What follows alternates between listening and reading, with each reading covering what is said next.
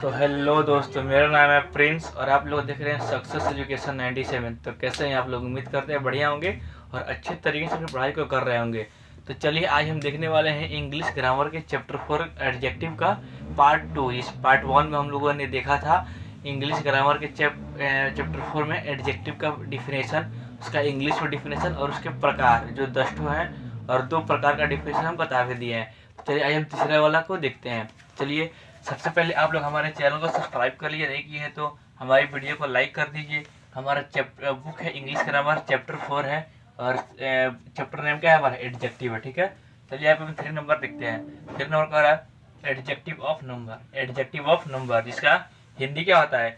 समूहवाचक विशेषण। जिसका हिंदी क्या होता है हमारा? समूहवाचक विशेषण। एडजेक्टिव ऑफ नंबर का हिंदी क्या होता है? समूहवाचक विशेषण। तो देखते हैं हम समूहवाचक विशेषण किसे कहते हैं। ठीक है, यहाँ देखिए, जब व्यक्ति वस्तु के संख्या के क्रम का बोध होता हो, जब व्यक्ति वस्तु के संख्या के क्रम का बोध होता हो तो संख्यावाचक विशेषण कहलाता है।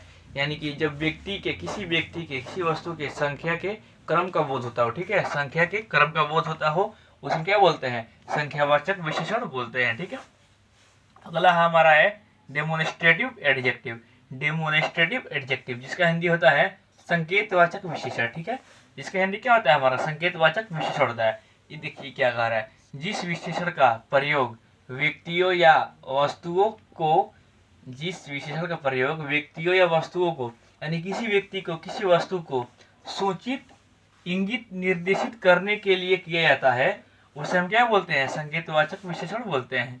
यानी किसी भी व्यक्ति के किसी व्यक्ति वस्तु को सूचित करने का काम, निर्देशित करने का काम, इंगित करने का काम, ठीक है, इंगित निर्देशित करने के लिए किया जाता है, उसे हम क्या बोलते हैं? संकेतवाचक विशेषण बोलते हैं। ठीक है, उसके बाद हमारा है ये पोसेसिव एडजेक्टिव। ठीक है, पोसेसिव एडजेक्टिव किसे कहते हैं? यहाँ देखिए, संबंधवाचक विशेषण। इसके हिंदी क्या होता है? संबंधवाचक विशेषण। देखिए किसे कहते हैं, यहाँ देखिए, अधिकार या संबंध का भाव व्यक्त करता है, संबंधवाचक विशेषण कहलाता है। ठीक है, अधिकार या संबंध का भाव व्यक्त करता है, यानी कि किसी भी अधिकार, कोई भी संबंध का भाव व्यक्त करता है तो क्या कहलाता है?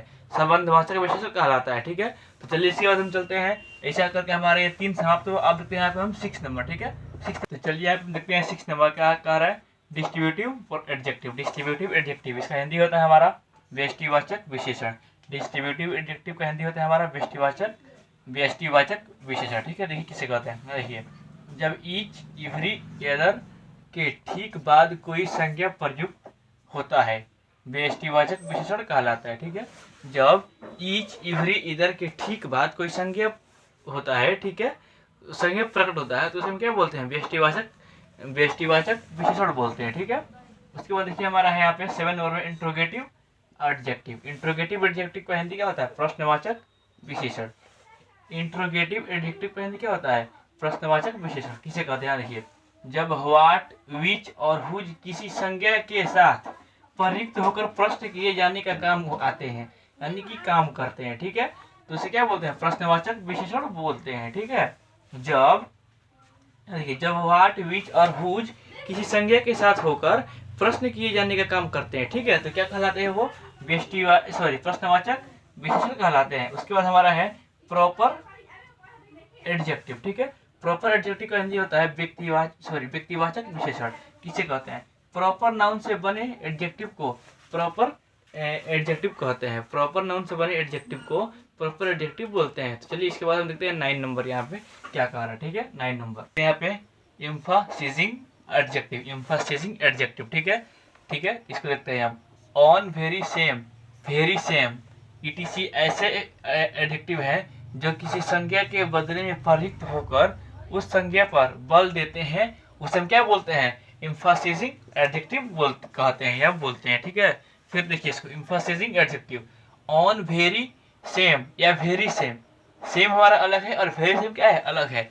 इसको क्या कहते हैं? etc ऐसे एडजेक्टिव है जो किसी संज्ञा से पहले प्रयुक्त होकर उस संज्ञा पर बल देते हैं, जोड़ देते हैं, उसे हम क्या कहते हैं? एम्फासाइजिंग एडजेक्टिव कहते हैं। ठीक है, उसके बाद हमारा है एक्सक्लामेटरी एडजेक्टिव। 10 नंबर है। ठीक है, एक्सक्लामेटरी एडजेक्टिव ये किसे कहते हैं? जब व्हाट का प्रयोग विशेषण की तरह किया जाता है विशेषण की तरह किसी एक्सक्लेमेटरी सेंटेंस में होता है, उसमें क्या बोलते हैं, exclamatory sentence, sorry exclamatory objective से एडजेक्टिव कहते हैं। ठीक है, फिर देखिए यहाँ पे जब व्हाट का प्रयोग विशेषण की तरह किसी एक्सक्लेमेटरी सेंटेंस में होता है तो उसे क्या कहते हैं, हम एक्सक्लेमेटरी एडजेक्टिव कहते हैं। ठीक है, तो चलिए ऐसे करके हमारा ये एडजेक्टिव का चैप्टर पूरा समाप्त हुआ।